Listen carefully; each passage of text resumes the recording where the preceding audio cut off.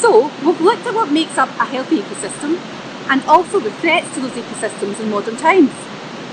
Now we're going to look at conserving our ecosystems, habitats and species, and we'll give you some ideas on what you can do to help. What is conservation?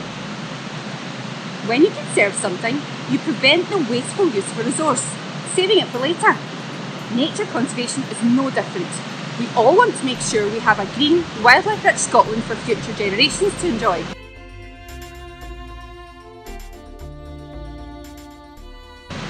It means protecting our environment and the wildlife that lives in it.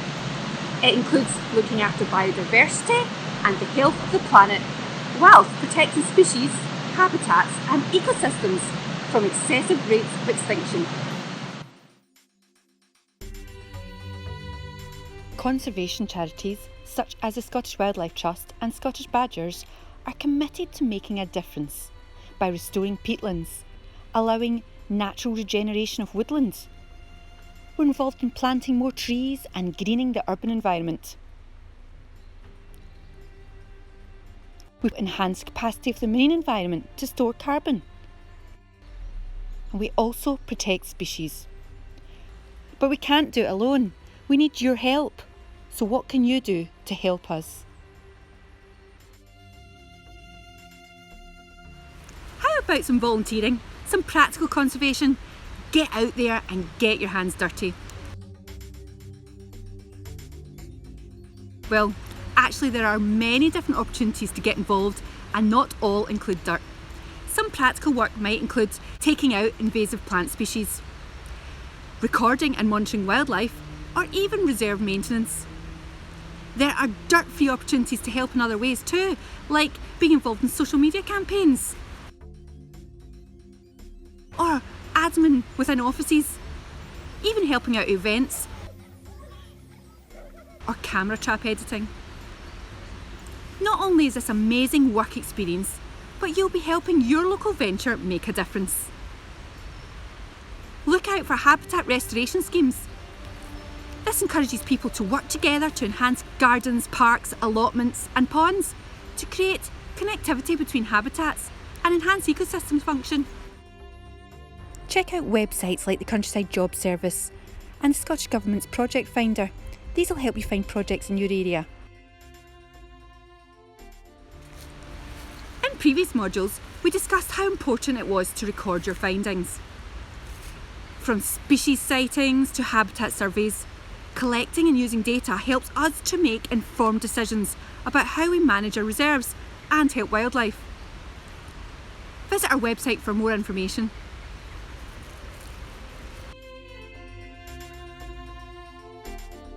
Look at your garden and think about what steps you could make to make it more wildlife friendly.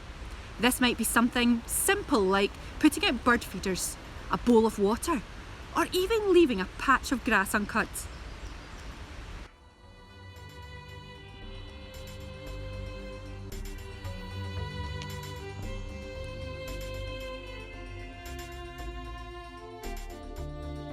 If you have more time, you could consider habitat improvements such as ponds, bird boxes, or planting food for pollinators.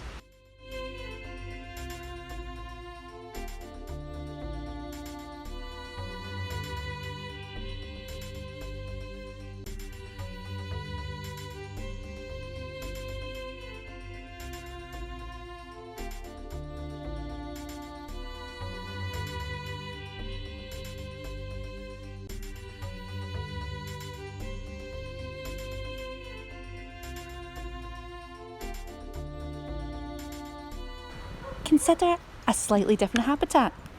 Ponds, for instance, don't need to be huge. Even a small one can have a big impact on the diversity within your garden. Why not set up your very own pollination station? Think about flowering plants throughout the different seasons and the different animals that visit them.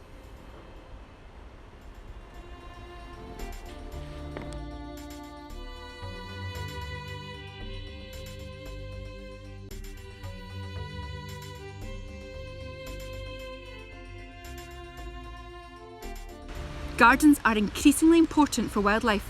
Think of them as mini nature reserves. So no effort's actually too small. Remember that making a space for wildlife doesn't have to be a huge affair. It could be a window box or a small plant pot. Just think about creating stop points for hungry pollinators.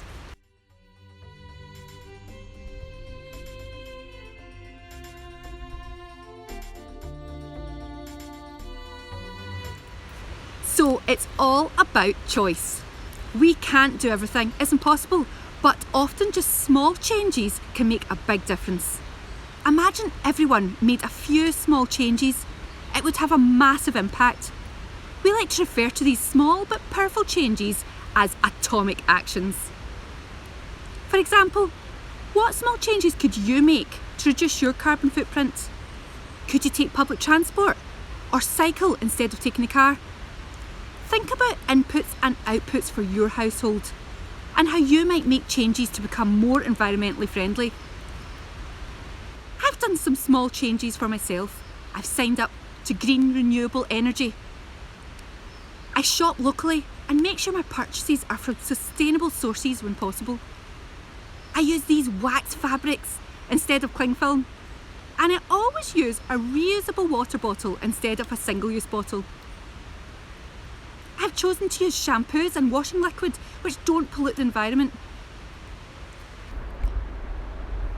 I use peat-free compost in the garden. Even my dog poo is now more environmentally friendly. There is so much we can do that it can feel overwhelming, but we have to start somewhere. And we need lots of people working to solve lots of problems. So choose a few lifestyle changes that mean the most to you and give it a go. By walking the talk and actually making these small changes, you'll act as a great role model to encourage others to share a more environmentally friendly mindset too.